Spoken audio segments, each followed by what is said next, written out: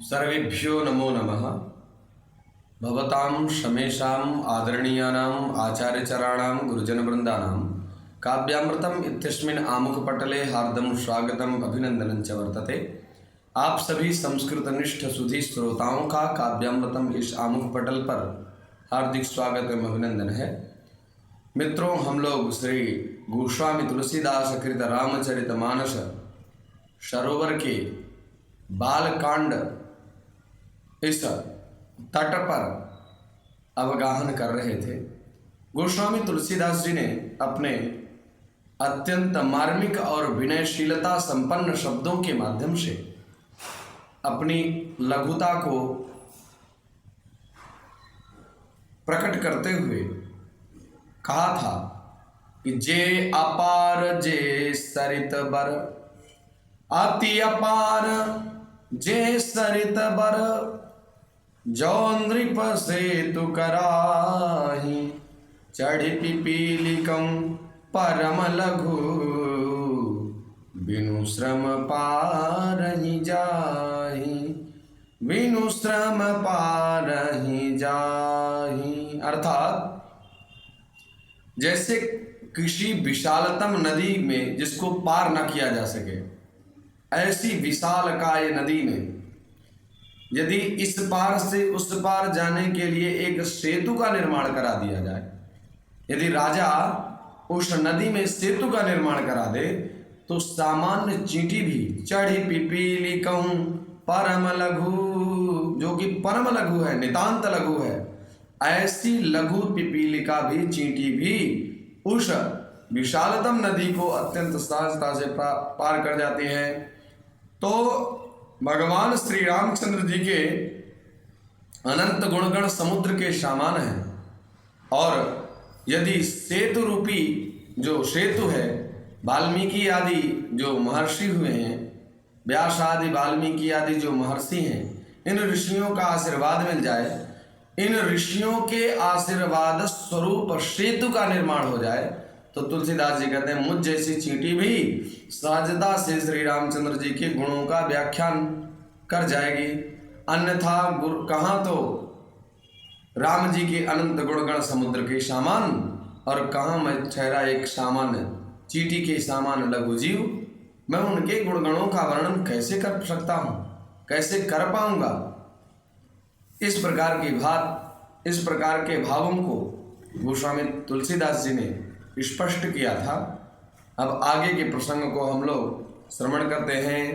यही प्रकार बल मन ही दिखाई, करिहूँ रघुपति कथा सुहाई, व्यास आदि कवि पुंगवनाना, जिन सादर हरि सुजस बखाना।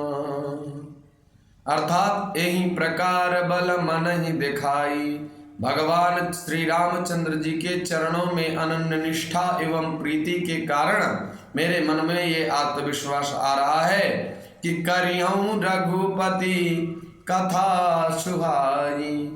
निश्चित रूप से अगर उनका आशीर्वाद हो जाएगा, और व्यास आदि कवि पुंगवनाना, व्यास जैसे महापुरुष, व्यास क्योंकि इन्होंने वेदान विव्यास तस्मात् व्यासा, व्यास जी ने वेदों के एक वेद के 4 भाग कर डाले, इसलिए वेद व्यास जी का नाम व्यास पड़ गया। तो वेदों के विभाग करने के कारण व्यास व्यास कहलाए। जो तो व्यासादि जो कवि हैं, ये पुंगवनाना, ये अत्यंत श्रेष्ठ कवियों में गिने जाने वाले हैं। जिन सादर हरि सोजस बखाना, जिन्होंने अपनी मर्यादा पूर्ण भाषा के माध्यम से आदर पूर्वक भगवान श्री रामचंद्र जी के चरणों कमलों के प्रति अनन्य अनुराग होने के कारण हरि सुजस बखाना, भगवान श्री रामचंद्र जी के सुयस का व्याख्यान किया। तो ऐसे महर्षियों के बनाए हुए सेतु का सहारा यदि मुझे मिल जाएगा, और भगवान रामचंद्र जो संपूर्ण इस विश्व के राजा हैं, वो राजा अगर इस सेतु का निर्माण करवा दे तो मुझ जैसी चींटी भी इस विशालतम रामचरितमानस रूपी समुद्र या रामचंद्र जी के अनंत गुणगण रूपी समुद्र में अवगाहन करते हुए उसको पार लगा जाएंगे, उस नदी को पार कर जाएंगे। चरण कमल बंदं तिनके रे, पूर्वं सकल मनोरथ मोय रे, कलिके कविन करऊं प्रणामा, जिन बनने रघुपति गुण ग्रामा।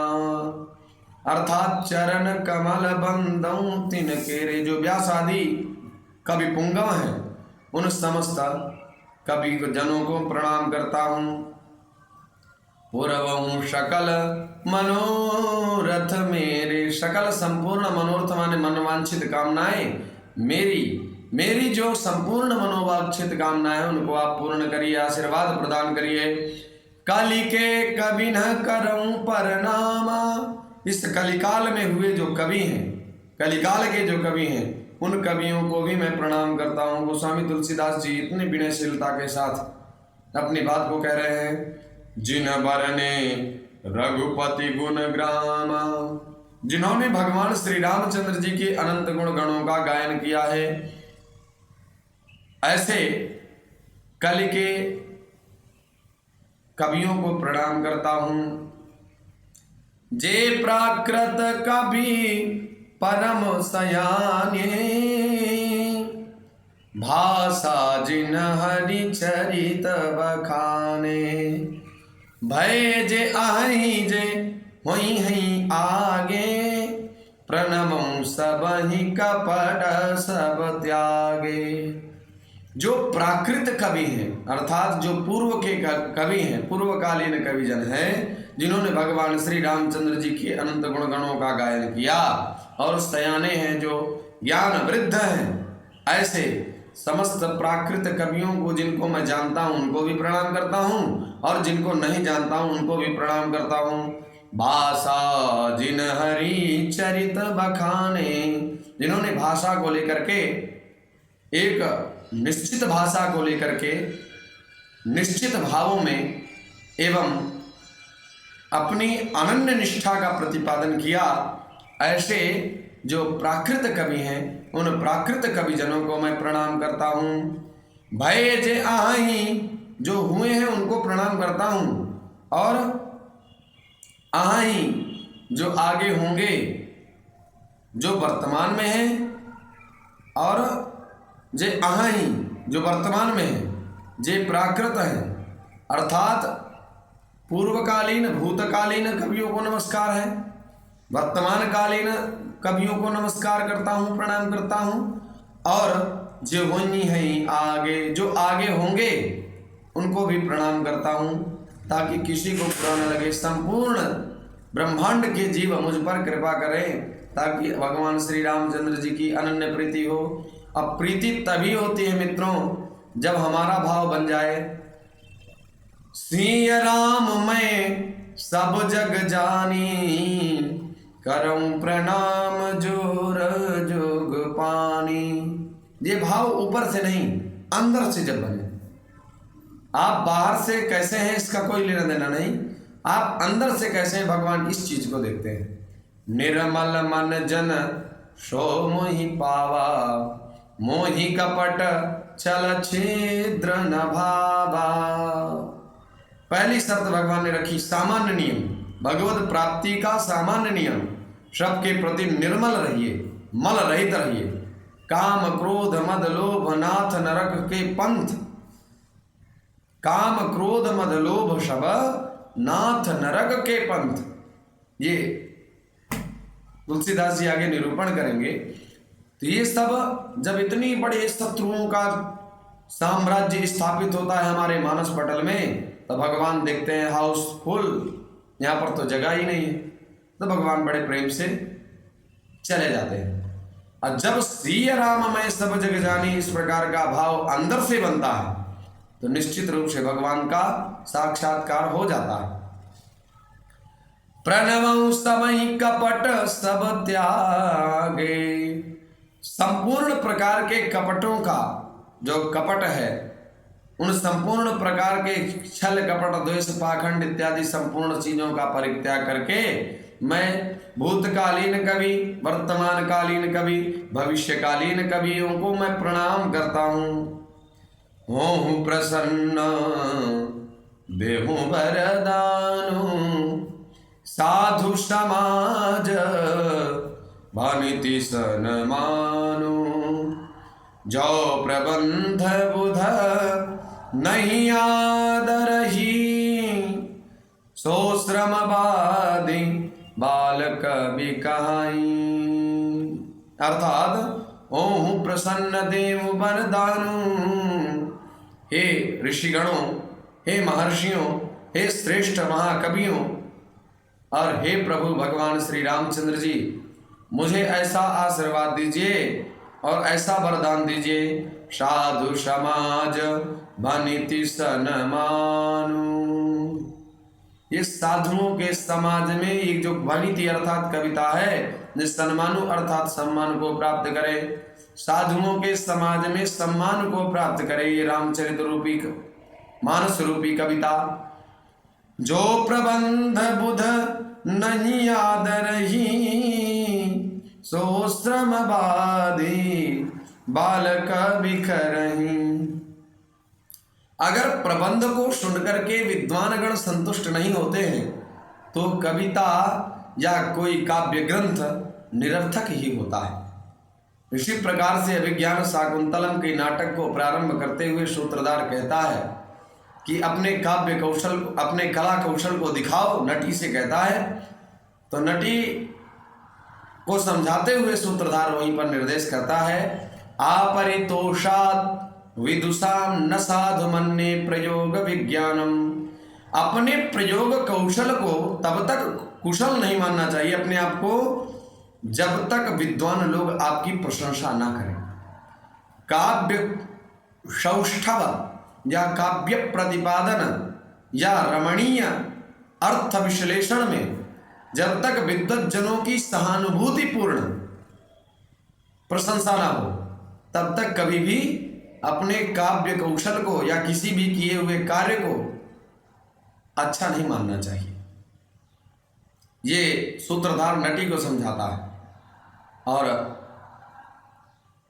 अपने कौशल को प्रदर्शित करने का नटी के लिए अवसर उपलब्ध कराता है। नटी अपने कौशल को दिखाती है।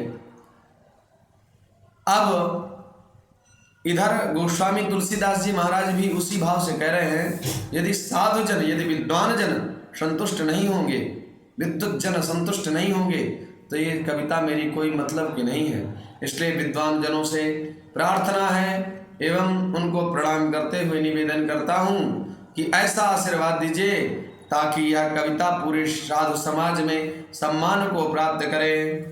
कीरति भनिति भूति भली सोई, सुर सर सम सब काहित होई। राम सुकीरति भनिति भदेशा, असमंजस अस मोहि आदेशा। कीर्ति और कविता और संपत्ति वही उत्तम है जो गंगा जी की तरह सबका हित करने वाली। कहने का अभिप्राय यह है कि आप कीर्ति अर्जित करें, ऐसी कीर्ति को अर्जित करें जो संपूर्ण पृथ्वी लोक के मानव हैं, जो जगत के जीव हैं, किसी न किसी जीव का कल्याण हो, आपकी कीर्ति से कल्याण हो रहा हो। आप ऐसे काव्य ग्रंथ लिखिए, ऐसी कविताओं का वर्णन करिए जिससे समस्त प्राणियों का कल्याण हो रहा हो।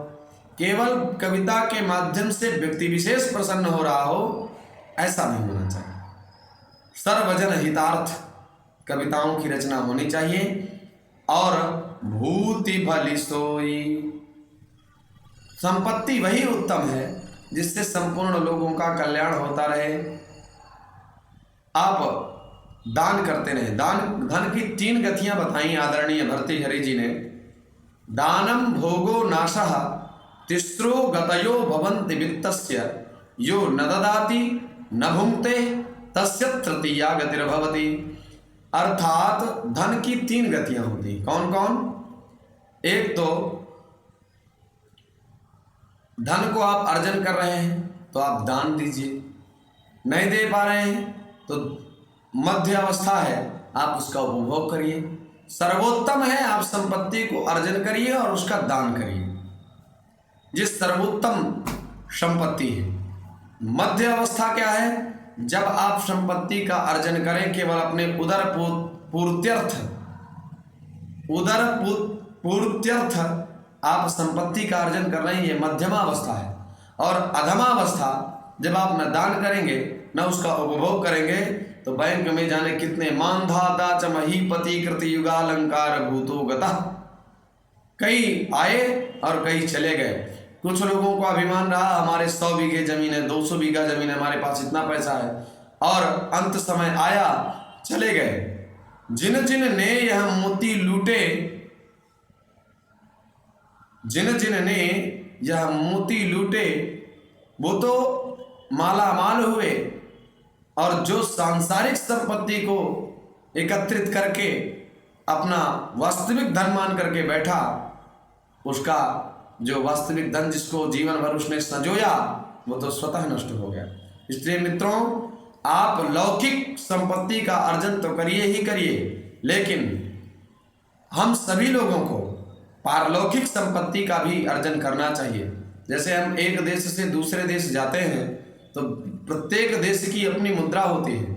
यहाँ की मुद्रा अमेरिका में नहीं चलेगी और अमेरिका की मुद्रा यहाँ नहीं काम नहीं करेगी, इसलिए इस लोक की मुद्रा इसी लोक में काम करेगी। हमें आगे चल करके उस परम पिता परमात्मा के सामने प्रत्यक्ष रूप से उपस्थित होना है, और उस परमात्मा को आप क्या मुंह दिखाएंगे, क्या वादा किया था, क्या वचन दिया था उन्हें, और कर क्या रहे हैं। इसलिए मित्रों, अपने मुख्य उद्देश्य के प्रति जागरूक रहना चाहिए। भानिति भदेश कीरति भानिति भूति भली सोई, सुर सरिसम सब कहित होई, राम सुकीरति भानति भदेशा, असमंजस अस मोहि आदेशा। श्री रामचंद्र जी की कीर्ति तो बड़ी ही सुंदर है, अर्थात कहने का अभिप्राय जो सबका अनंत काल तक कल्याण करने वाली है, परंतु मेरी कविता जो मेरे द्वारा रची जा रही है जे भद्दी है, यह असामंजस्य है, अर्थात इन दोनों में मेल नहीं मिलता, इसलिए मुझे चिंता है। श्री राम जय जय राम, तुम्हारी कृपा सुलभ सो मयूरे, सियानी सुहावनी टाट पटोरे। परंतु कवियों के द्वारा पूर्व में की गई संरचना के माध्यम से मुझे सेतु का निर्माण संप्राप्त होगा, सेतु निर्माण मिल जाएगा, बना हुआ सेतु मिल जाएगा, और उस सेतु में मैं चढ़ करके पार हो जाऊंगा। और कवियों की कृपा से, समस्त कवियों की कृपा से मेरे लिए मार्ग सुलभ हो जाएगा, क्योंकि श्रियानी सुहावनी टाट पटोरे। सियानी अर्थात सिलाई, सुहावनी अर्थात सुहावनी लगती है, सुंदर लगती है, मनोहारी लगती है। टाट पटोरे, टाट पर अत्यंत सुहावनी लगती है। रेशम की सिलाई टाट पर अत्यंत सुहावनी लगती है। सरल कवित कीरति विमल, सोयाद रही सुजान, सहज बयर बिसराई रूपो, जो सुनी करनी पयान। करें आशीर्वाद ऐसा दीजिए कि सरल कविता, कई कवि नहीं महाकवि हुए जिन्होंने इस प्रकार का ग्रंथ रचा जिसको उनके सिवा कोई दूसरा पढ़ ही नहीं सकता। अब बताइए महाराज, उस ग्रंथ की क्या उपयोगिता है? यद्यपि आपने अपने भावों को बहुत सारगर्भित भाव के द्वारा उपस्थापित किया, लेकिन जिस ग्रंथ के भाव को जनमानस में लोग समझ नहीं पा रहे हैं, उस ग्रंथ की क्या अहमियता है ये बताइए। इसलिए करें अत्यंत सरल भाषा में जो जनमानस के लिए कल्याणकारी हो, ऐसे ग्रंथ की रचना मेरे द्वारा हो जाए। आप लोग ऐसा आशीर्वाद दीजिए। कीरति विमल मल रहित विमल कीर्ति का वर्णन हो जाए। सोई आदर ही सुजान, सुजान जो सुंदर लोग हैं, सद्बुद्धिमान युक्त मानव हैं, वो चतुर पुरुष उसी का आदर करते हैं जो सरल हो और विमल कीर्ति का गान जिसमें हुआ हो। सहज बजर बिसराय रिपु जो सुनी करहि बखान। जिस कविता को सुन करके रिपु भी सहजता से प्रसन्न होकर के मेरा मित्र बन जाए और सुनी करहि बखान, और सुन करके उस कविता का व्याख्यान करे।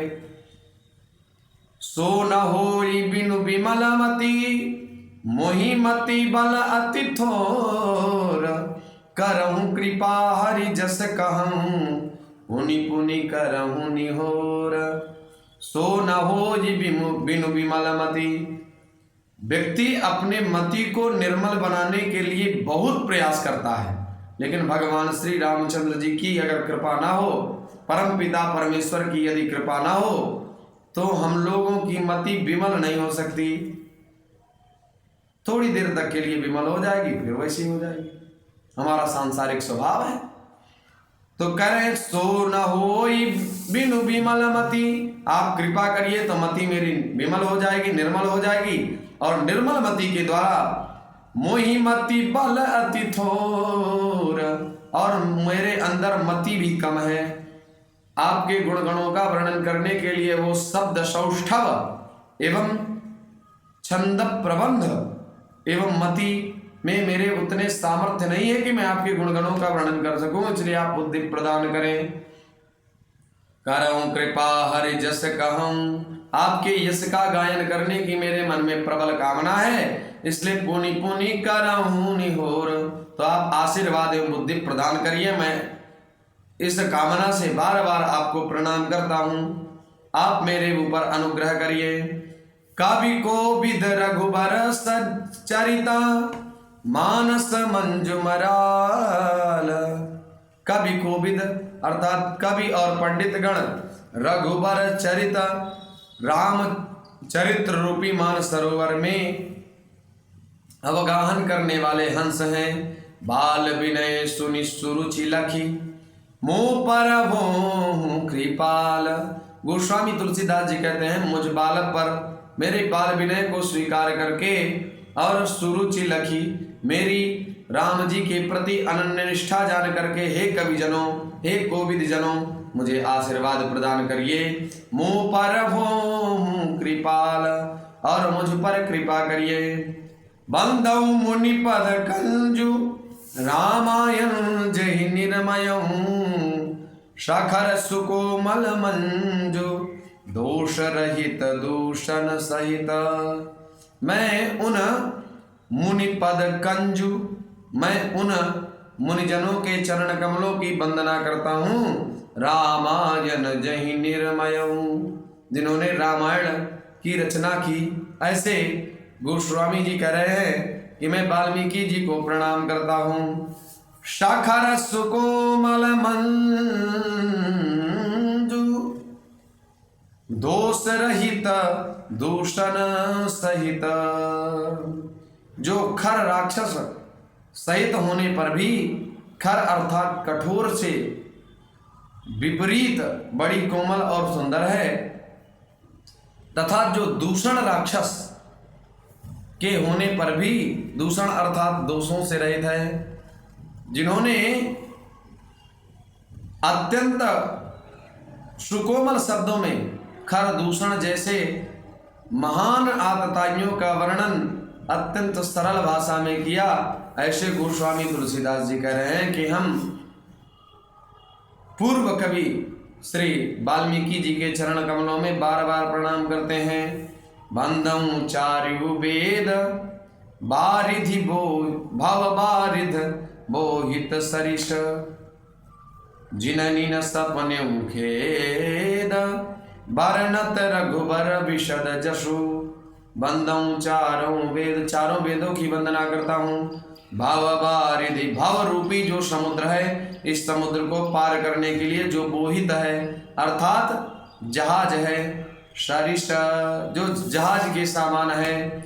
जिन्हीं न सपन्यु खेद, तथा जिन्हें श्री रामचंद्र जी के यश, निर्मल यश का वर्णन करने में स्वप्न में भी थकावट नहीं होती, श्रम नहीं लगता। जिनको भगवान श्री रामचंद्र जी के अनंत गुणगणों को गायन करने में खेद नहीं होता, अर्थात थकावट नहीं होती। बंदऊं विधि पद रेणु, भवसागर जहि कीन जहां, संत सुधा ससिधेनु, प्रगटे खल विषवारुणी। मैं इन ब्रह्मा जी के चरण कमलों की वंदना करता हूँ, जिन्होंने भवसागर को बनाया है, और जहां से एक ओर संत रूपी अमृत, चंद्रमा और कामधेनु निकले, और दूसरी ओर दुष्ट मनुष्य रूपी विष और मदिरा उत्पन्न हुए, ऐसे ब्रह्मा जी को मैं प्रणाम करता हूँ। बंदऊं विधि पद रेणु, भवसागर जहि कीन जहां, संत सुधा ससिधेनु, प्रगटे खल विषवारुणी। जिन्होंने खलों को बनाया, जिन्होंने मदिरा को बनाया, जिन्होंने इस संसार को बनाया, जिन्होंने अमृत का भी जो है अमृत प्रकट कराया, जिन्होंने चंद्रमा और कामधेनु का निर्माण किया, ऐसे ब्रह्मा जी को नमस्कार करता हूँ, प्रणाम करता हूँ। विबुध विप्रबुध ग्रह चरण, बंदी कहूँ कर जोरी, होई प्रसन्न पुरवहु सकल, मंजु मनोरथ मोरी। विबुध अर्थात देवता, ब्राह्मण, विप्र, बुध अर्थात बुद्धाजन, विविध प्रकार के जो देवता हैं, ब्राह्मण हैं, पंडित हैं, और ग्रह और नवग्रहादि, इन सबके चरण कमलों की वंदना दोनों करों को जोड़ करके करता हूँ, और आप प्रसन्न होकर के मेरे संपूर्ण मनोरथों को पूर्ण करें। इस प्रकार की विनयाधिक्यता को प्रदर्शित करते हुए, अपने विनय भाव को प्रदर्शित कराते हुए गोस्वामी तुलसीदास जी महाराज कवि वंदना को कर रहे थे। और उसी क्रम में हम लोगों ने वाल्मीकि, वेद, ब्रह्मा, देवता, शिव, पार्वती आदि की वंदना आगे के क्रम में हम लोग सुनेंगे। आशा है आप लोग लाभान्वित हो रहे होंगे। आप सभी लोगों का पुनः हार्दिक स्वागत, अभिनंदन करते हुए अपनी वाणी को विराम देता हूँ। नमो नमः।